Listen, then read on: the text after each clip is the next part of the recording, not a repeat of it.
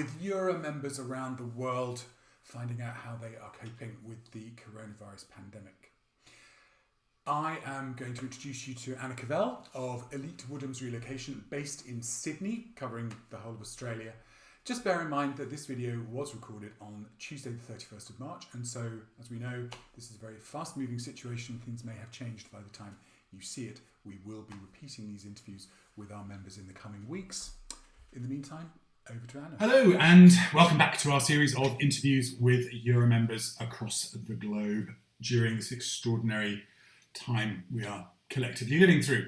I would love to introduce you to Anna Kavelj. Anna is the, correct me if I'm wrong, CEO of Elite Woodhams Relocation, based in Sydney, Australia. And it's a great pleasure to talk to you. I haven't spoken to anybody yet from Australia. So first of all, tell me what's happening in Australia right now. Okay, well, thank you very much for having me today, Dom. It's nice to speak with you. So I think the good thing about Australia is that we're probably a couple of weeks behind many other countries as this progresses. And so the Australian government has been really quite good at learning what other countries have done and implementing those measures quite quickly. So I'm feeling fairly positive. I mean, it's, dire times and we're not going out and all that sort of stuff, but I'm fairly positive that they're doing the right thing in kind of clamping down as much as possible, as early as possible. For example, they quite quickly banned all international inbound travel for anyone but an Australian citizen or a permanent resident. And then people didn't take the self-isolation of 14 days seriously. So now they are taking them directly from the airport to 5-star hotels for 14 days. Because they were so worried about the community spread. So they're just basically being as proactive as possible to prevent that spread happening. And I think, here they're calling it stage 3. So no more 2 people at a time, out and about, everything that's fun is basically shut. Playgrounds, skate parks. They even shut the beaches because, Aussies love to go to the beach. And so there was way too many people having fun on the beach in the nice weather. So they shut the beaches as well, which may or may not have made the news over there. That's so interesting because, again, the cultural impact of that. And it's the end of summer, right? Yeah. So people are taking the last bits of the summer and still trying to be normal. So all the beaches are closed. Wow. Not all around the whole country, but certainly in the major Manly, cities like Bondi, Manly, yeah. Gosh, that's a bitter pill to swallow. I mean, and again, it's just one of those things that again, it's so culturally reflective of how people live their lives, and it's something like you say, the fun has been everything fun. Tell me, how are things governed in Australia? Is it? I know you have states and territories. Or is this whole thing being coordinated centrally from Canberra? Yes. So we have the federal government, which is based out of Canberra, and then we have state governments around the country. And so in most respects, it's the federal government which is determining, pulling the different policy levers. But for example, education is done state by state. So there was some confusion I can't even remember, last week, the week before, when the Prime Minister said keep the schools open, but then the Victorian government said, no, we're going to shut the schools. But then the New South Wales government still had many of the schools open. So that it caused a little bit of confusion. And then fiscally, most things happen at the federal level, but there are some economic policies that they can pull at the state level as well. And I think the other thing is because the states have quite a lot of autonomy, they've also got the power to implement their own restrictions within the states. So there's talk of WA potentially having a hard border crossing from this weekend. So basically no domestic travel, no entry into WA, so that they can restrict that. And they did the same for Tasmania, being offshore. So they do have some of their own powers. That is really interesting. So is that because those states, WA and Tasmania, are quite a long way behind the spread, and so they're limiting? Yeah. Wow. Yeah. Wow. So it's the worst is in New South Wales and Right. Sydney, then Victoria, and then really WA and Tasmania has very, very few cases, Right. and so they've just said, that's it, we're shutting this down. I mean, to the extent that they can. They haven't done that hard border yet, but it's something, I think, to be honest, they're trying to assess the legalities of it. But Good point. certainly, from a relocation point of view, when they started limiting international travel, that was one thing. And then we were thinking, oh, that's okay. We'll just do the domestic, because then the domestic travel ground to a halt. So, it's challenging. That's really interesting. I was talking to Rob Burns yesterday in Chicago, and he was saying the same thing, that, the part of their business which was reliant on domestic work, was the second to go, but they did think, oh, that'll continue. But he was saying to me that actually even the kind of corporations domestically in the US are just going, let's just sit still. Is that happening in Australia as well? Yeah, I think so. I think a lot of corporations are just not prepared to put people at risk. And I think it's also, there is so much, as in the States, there's so much domestic travel happening all the time that the government just wants to try and keep everybody in one spot. And I think if they've got that power, maybe it's a bit harder in the UK, but if they've got the power, they do it. So right now, what kind of restrictions are you under? Is it, are you indoors, working from home? Yeah, so school's shut. It's actually school holidays mostly around the country now, which is amazing. Working from home, no more than 2 people out and about. Oh, that's... Supermarkets, pharmacies, all that are still open, but I mean, really, retail, restaurants, all the galleries, all that's all gone. Yeah. And I think it's about 3,000 cases in the whole of Australia at the moment. Okay.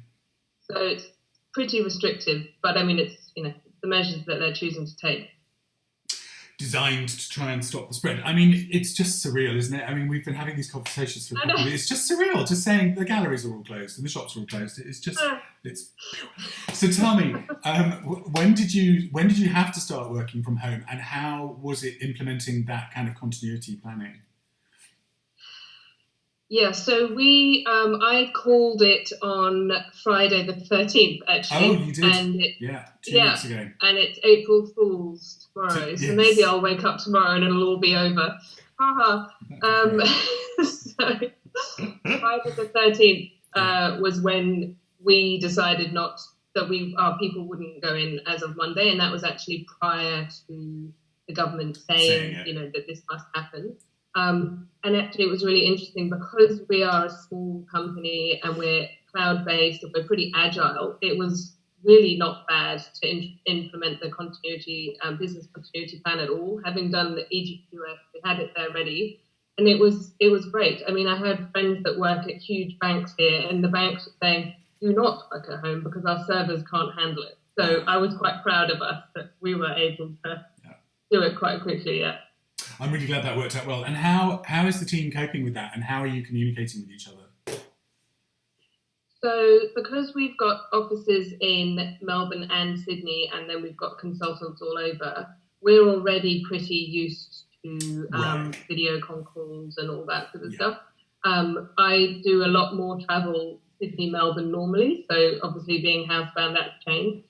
But really the con calls and stuff is not anything new.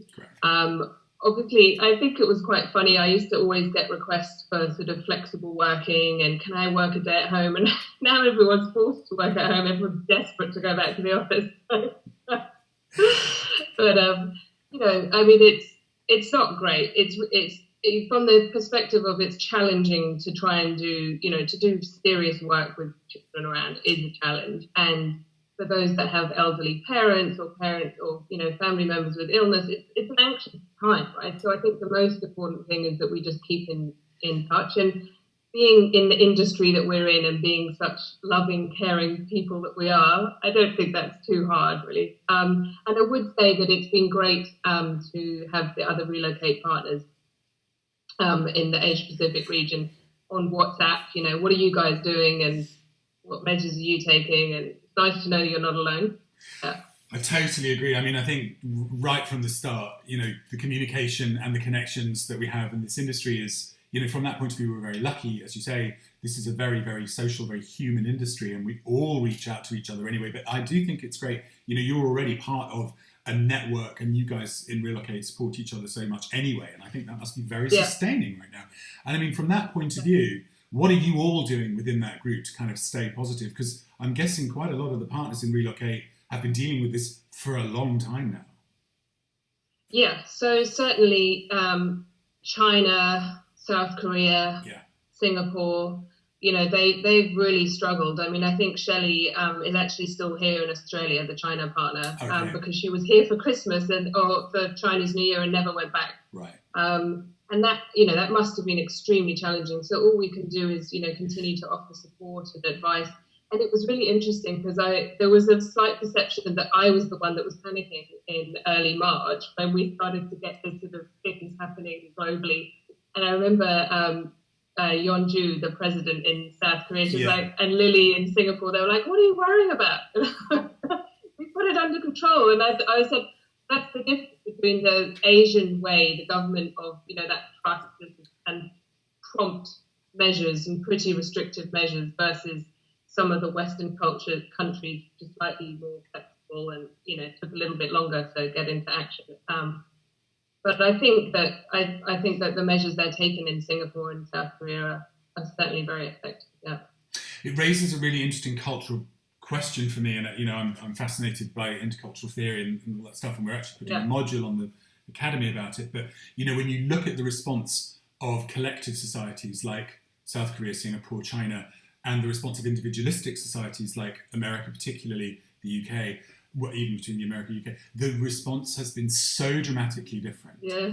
And I mean, with the American administration basically saying, the cure might be worse than the disease, and so therefore we need to get back to normal as quickly as possible, to China just going, we'll do anything to contain this, and everyone accepts it. It's culturally fascinating for me. Yeah, trusting that the government's got it under control. We will listen, we'll do our bit as good citizens, They're not flirting it and going off to the beach. No, exactly. We were just saying, they're not trying to climb Mount Snowdon on the weekend before Britain goes into lockdown, which was huge.